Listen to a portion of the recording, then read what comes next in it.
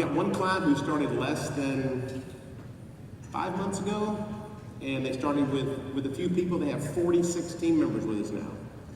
And they've done that in all different areas, from customer service to accounting to sales management, that they can use that to scale. So it's very scalable.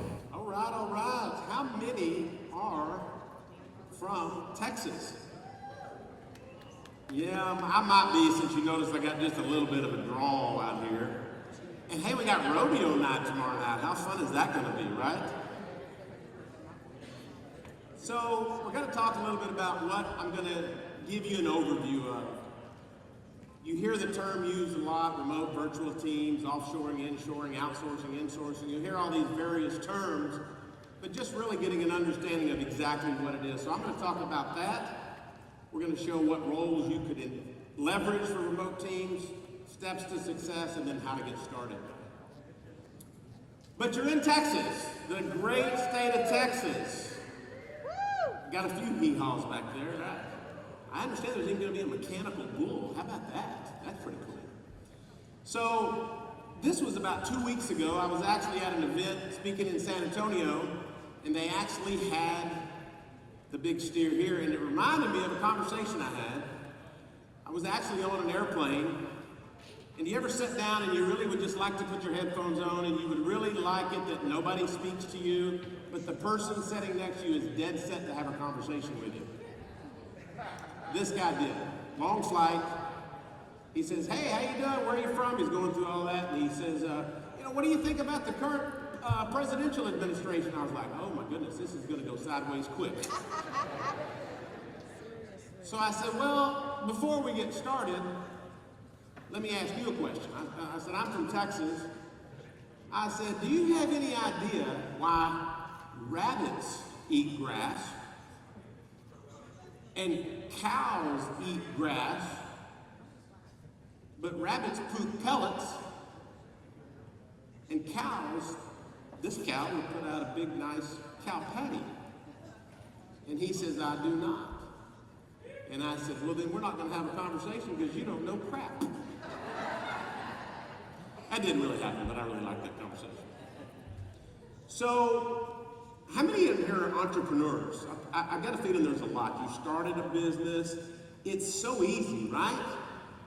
Isn't it so easy to start a business? I'm just kidding. It's really not easy. When I started a business, I was sure within the first 6 months I was going to be flying this plane. I was absolutely convinced that was my next step. My next step was spirit.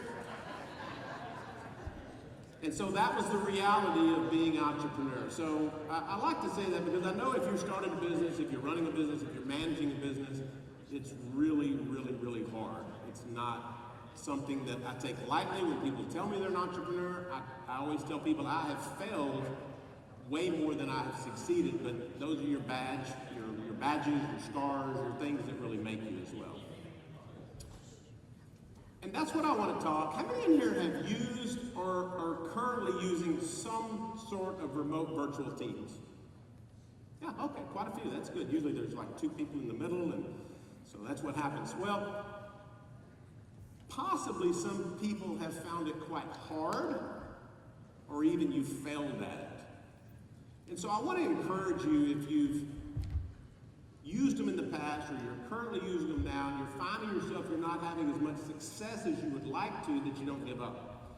Because the one thing about being an entrepreneur, being successful in life, is learning how to overcome failure and continue to push forward. So I love this quote: if we fail, let us try again until we succeed.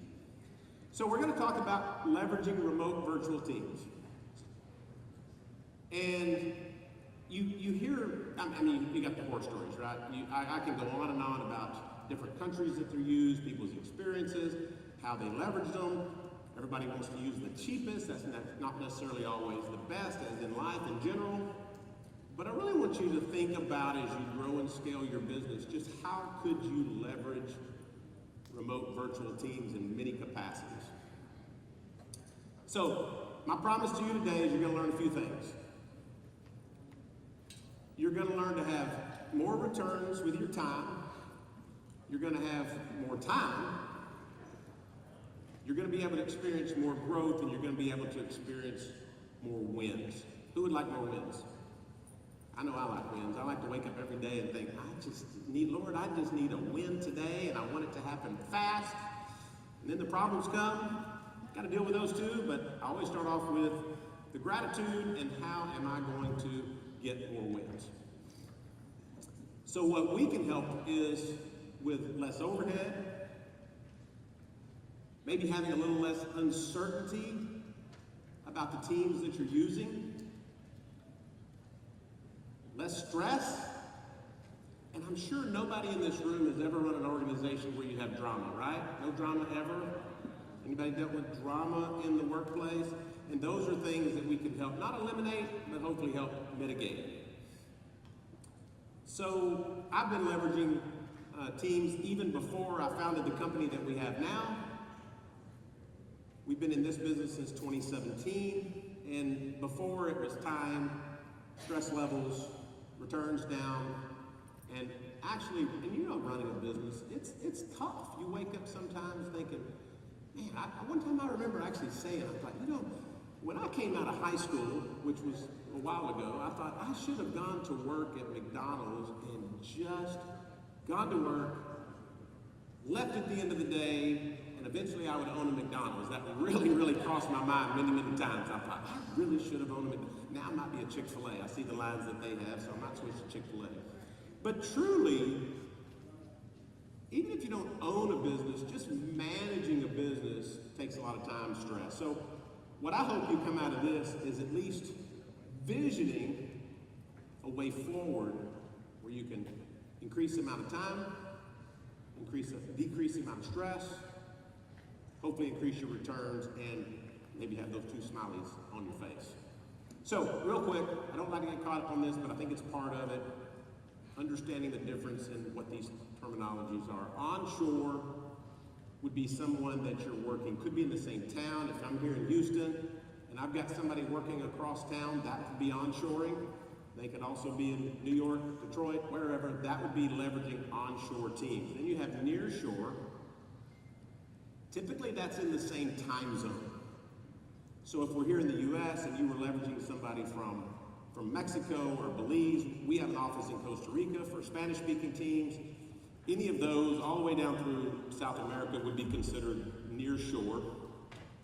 Even though South America is not very near, I always think that kind of sounds kind of weird, but you get the point. They're in the same time zone. And then offshore. Offshore being, we've got offices in Africa, in two different countries in Africa. Could be in the Philippines, could be in India, could be anywhere that you're leveraging offshore teams. And as you see those, typically the value or the price becomes less as you leverage teams onshore. Those are usually your most expensive. As you near shore, those are going to be a little less, but because they're in the same time zone, a little more developed areas, could be a little less expensive, and then offshore being the least. So what are the operational impacts of outsourcing team members? Number one would be enhanced staffing efficiency. Dealing with people is dealing with people. So sometimes having somebody who is outsourced, and we've coined the phrase insource, and I'll get to that in a little bit. We think outsourcing has a little bit of a bad connotation, so we like to term it as insourcing. You'll also get streamlined training and onboarding, reduced HR and administrative burdens, just keeping up with, if they're a W-2 employee, you've got all the matching, you've got all the benefits, everything else, where typically in an outsourcing role or an insource role, you're going to be dealing with that on a 1099 or a contractual basis. So you've got a fixed cost, and then you're going to get consistent customer experience. A lot of people say, well, wait a minute, that's not right. But I listen to a lot of phone calls. We've got about 1,500 team members that work in our different locations. We monitor and listen to phone calls, and we also do evaluations for people who are having inbound phone calls. So if you're talking about your customer experience, if you don't listen to your phone calls, you should. I don't even like to record myself because I sound really stupid. Have you ever, who listens to themselves and think, do I really sound like that? Yeah, me, I'm like, is my voice really that high? Yes, it is. My wife says, no, you sound just like that, so I guess I do. Also, the financial impact of outsourced team members. Significant cost savings. And please remember, when you're talking about comparing outsourcing or insourcing to a typical W-2 type employee, you're missing a lot of pieces there. There's not only the matching costs with FICA, there's unemployment, unemployment benefits, there's healthcare benefits, they take up space in your office. Go back to the drama, there's drama potentially in your office, not saying always drama, but could be drama. Eliminate any hidden costs that you might have. You don't have to buy hardware, you don't have to buy computers, you don't have to have all of these things. Stable workforce. If I was in your shoes, the first question I would ask any company or any person, any organization that I was looking to outsource with, I would ask them, what is your attrition rate? What is your turnover? Super important. In general, you'll see it as high as 10% a month. And so you'll see that is. We operate at 0.5%, about 6.5% a year, and we'll go into the reasons why that can be attained by companies, by being able to integrate them into your teams. And then scalable. It's easy to move fast. We've got some people in this industry who started, we got one client who started less than 5 months ago, and they started with a few people. They have 46 team members with us now. And they've done that in all different areas, from customer service to accounting to sales management, that they can use that to scale. So it's very scalable. So pain points. These are just some that we've heard. Some of them you may have. You may have some additional ones, but getting an idea of what those pain points can be. Everything from lead generation. I was talking to a client literally on Friday, and his pain point was he was getting 500 form fills a month, but his front team was only getting to 150 of those getting back to him. So I heard Keenan or Daniel was talking about follow-up, right? And the importance of follow-up. You really don't make any money until you do the follow-up, or once you get a lead. So just think about that. For the last year, they've been getting an average of 500 form fills or leads, and they were only able to follow up with 150 just for capacity. We wanted to solve that problem as well. Trust and retention. Constant contact with your customers is huge. Whatever business you're in, that's big. I don't care whether you're Chick-fil-A and you're saying my pleasure at the end, or calling somebody to tell them it's my pleasure, right? It's important that we work in the importance of that client trust, that retention. Client attrition, helping to solve that problem. Maybe you're not getting the follow-up that you need. Lengthy and inefficient hiring processes, always a big one. In many of the industries we work in, you'll see that that's a 30 to 45 to even 60-day process. Once they put something out there, looking to start the interview process, they'll see that it's very long. So we can onboard somebody usually in about 5 days, and that's you going through the interview process, meeting them, being able to onboard them so we can help scale quite quickly. And shortage of specialized talent. In the U.S., they actually say when you're at 3.5% unemployment, which I'm not sure exactly what it is today, but it's near there, that you're getting into the unhireable people. That make sense? Either the people that aren't able to hire, or maybe they don't have the capacity to do some of the jobs. So when you get into that lower numbers on unemployment, it makes it very, very difficult. So here's some roles you can delegate now. This just gives you some ideas. Customer service, quality assurance, enrollment, finance, accounting. We've got everything from controllers all the way down to accounts payable, bookkeeping type people, marketing, business development. And Keenan, did Keenan do a great job with no screen? Yeah, give Keenan a hand. I was amazed. I was like, glad that didn't happen to me. I might have just quit. Yeah, I see why he had to jump down there now. So. And did I just start getting another microphone? Sound like I had two of them. He mentioned a few things that made me think of it. Your CRM, customer communication, making Loom videos. Videos don't make themselves. Having somebody who can help you make those. The HR, TSR compliancy, sales funnels, web chats are big. And the one we always see, which is speed to lead. How fast are you getting to those? Do you remember when he showed you the Google leads and he put them up there and he had first one. You know what happens when you contact somebody on that first one in any business and they don't get back to you within just a few minutes? Guess what they do? Boop, they go to the next one, right? So speed to lead is important. We push that even in our business. We talk a lot about getting to the client's needs as quickly as possible. So I want to spend a little time talking about this on how you can really be successful in leveraging virtual teams. It is hard. We've got offices in Zimbabwe and Zambia.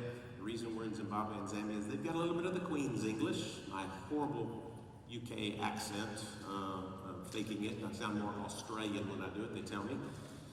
But being able to spend time with them when they're literally 10,000 miles away is real important. So we say, hey, once a week, have a coffee with them. Have them get a coffee, you get a coffee, and because we work the same time zone. So, hey, 9 o'clock on Wednesdays or Fridays, we're going to have coffee together. Do lunch together. We've got one of our larger clients. They've got 75 or so people. The last Friday of the month, they buy them lunch. They bring in lunch. Usually the CEO or the COO or the operation person comes in and actually has a virtual lunch with them. Morning huddles. Celebrate birthdays and anniversaries. How many people have remote virtual teams and you make sure you celebrate? It's okay if you say no. Do you celebrate their birthdays and anniversaries? Give them what? Give them. There you go. Yeah, give them off for their anniversary, right? That's big. And that sounds so little, but at the same time, recognizing these team members, and we don't call them employees, we call them team members, because we treat them as such. And we also want to celebrate their milestones, their anniversaries, weddings, birthdays, things like that. Bonuses and swag, giving them some incentives where you're able to legally, give them those incentives. And swag is huge. You'll see that they love wearing the t-shirts, they love getting the koozies, they love having the pens, the pencils, wearing the hats, and they really will do it all. So wherever, again, I'm talking about in general, if you're using onshore, nearshore, offshore, do these things. If you've got team members you have now, take these. These aren't my ideas. I just put them down on paper. Take some time to really make them feel part of your team and then really get to know them. We've got another group. They've only got about 6 or 8 team members, and they have once a week they ask them questions. You know, what's your favorite color? What's the most recent movie you watched? And I know these seem like I'm talking about silly things, but it shows you care. It shows they're part of your team. And if you want your attrition with remote teams to not be 120% a year or 10% a month, these are things that will really help you. Success tips, these are our ones we put together. Hiring the right fit. That's why we allow you to interview them, you select them, and then they're going to work for you on a full-time basis. They are your team member. We manage them. You're paying our company in the U.S., so it's a 1099 arrangement. But we always say hire the right firms. Select the person that fits the best. And if they're not, we've got opportunities to make changes, but you want them to be the right person. Train them properly. I can't tell you how many times in different industries we've had people that utilize our services, and they'll call back like 3 days later or a week later and say, it's just not working out. I'm like, really? What's going on? They don't know what they're doing. I said, well, did you tell them what to do? Well, I thought they already knew what to do. And I'm like, well, if you hire somebody in Dallas, Texas, in your office, and they come sit right next to you, guess what you got to do? You got to train them. Our most successful clients have good training and good standard operating procedures, good decision trees, so if they have calls coming in, you know, if you take it down the decision tree so they know where to go with it as well. Single point of contact, we've had this happen. Some of the funniest ones are husband and wife teams that win a company, and the husband's telling them what to do one day, and the wife's telling them something to do the next day, and they're all getting on to them for not doing what they told them to. It's like, so, okay, that's a problem. So definitely develop that single point of contact. Communicate, communicate, communicate. We hear that here. We hear that internally. We hear that with our clients, our customers, our friends, family. Communicate, same here. Setting clear expectations. We do a lot in the healthcare world where they also have to go back and make outbound phone calls. And so they'll tell them, you need to make 85 calls today. So if they know that's their number, they'll make 85 calls. Guess what happens if you don't tell them how many calls to make? They'll make 42 calls. Now, they also will bonus them for that, right? If you make these outbound calls, we're going to be some incentives. Could be a day off, could be early off, could be some swag, could be lots of things. Measuring and reporting, make them feel part of your culture. And the measuring and reporting, you can do things from daily, weekly, monthly, whatever cadence you want to set up. Just be consistent with it, and then give them feedback. And that's where the evaluate, correct, praise, and motivate comes in. It's what do they say?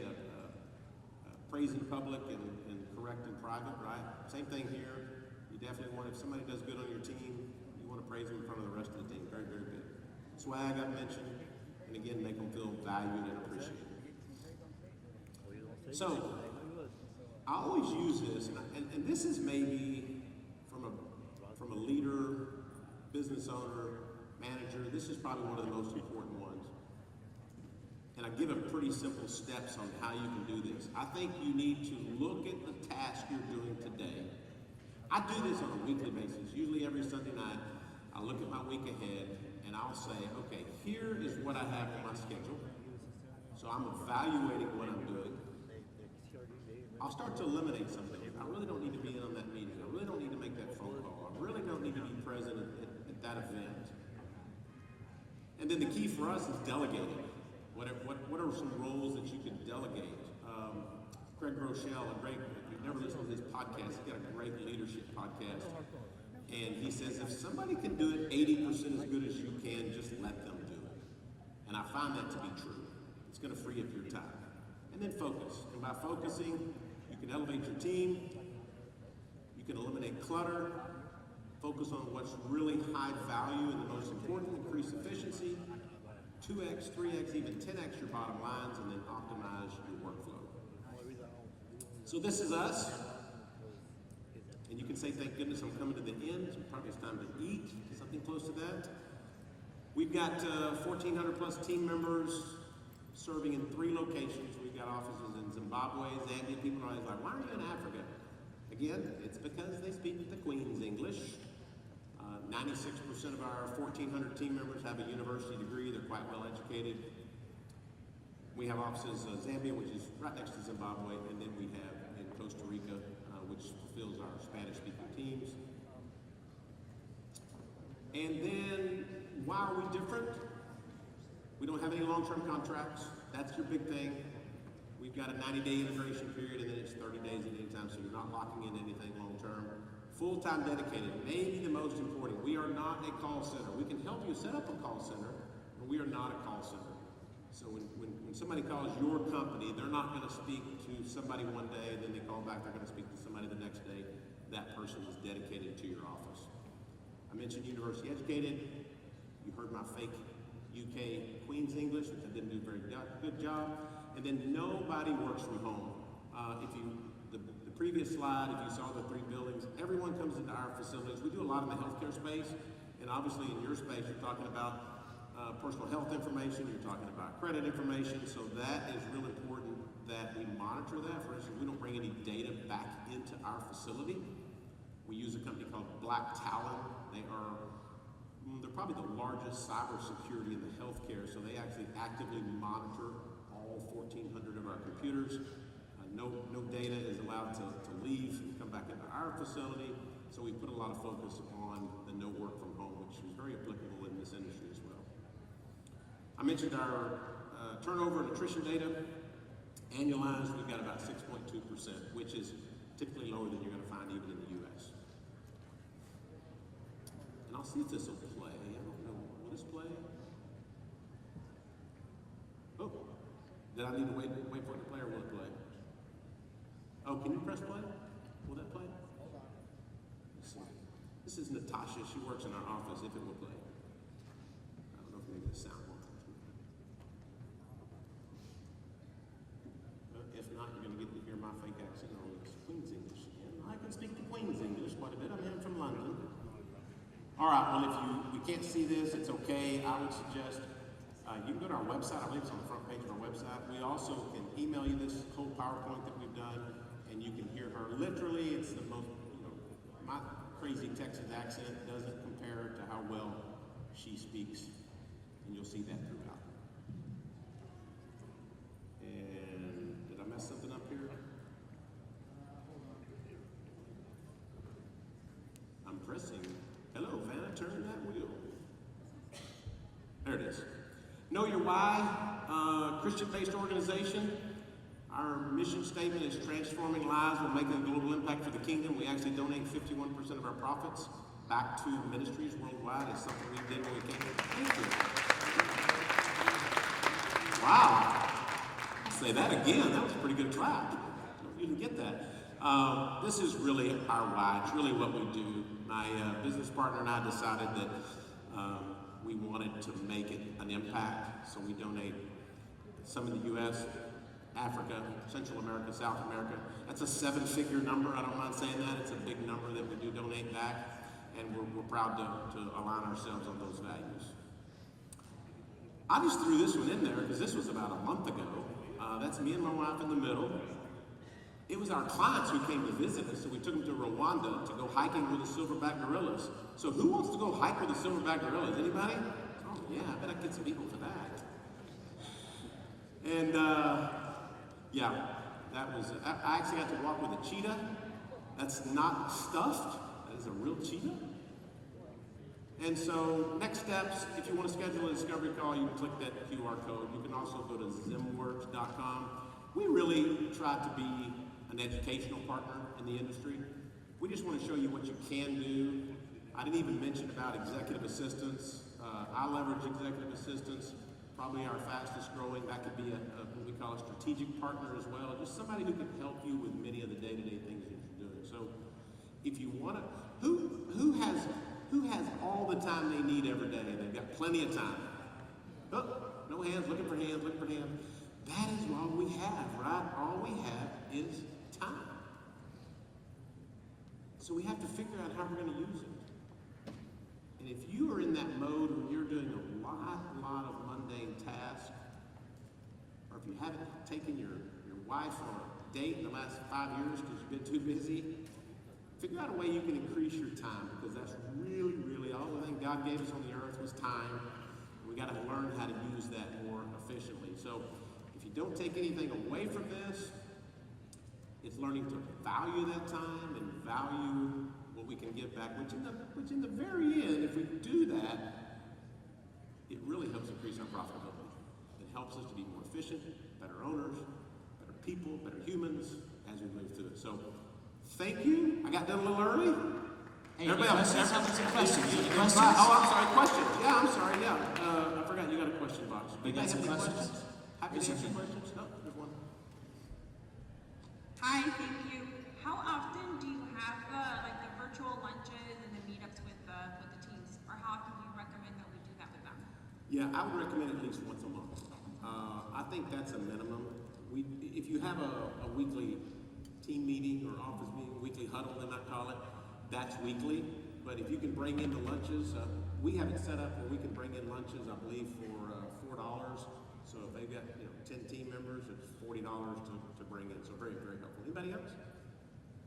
I'll second that too. I've had virtual employees offshore for 15 years, and I wasn't very good at that. So I wish I'd listened to you a lot earlier. I remember one woman who worked for me for 12 years. She said to me one day, "Hello, sir." It's always sir. "Hello, sir. I get married tomorrow. May I have the day off?" Oh, man. She had her first kid.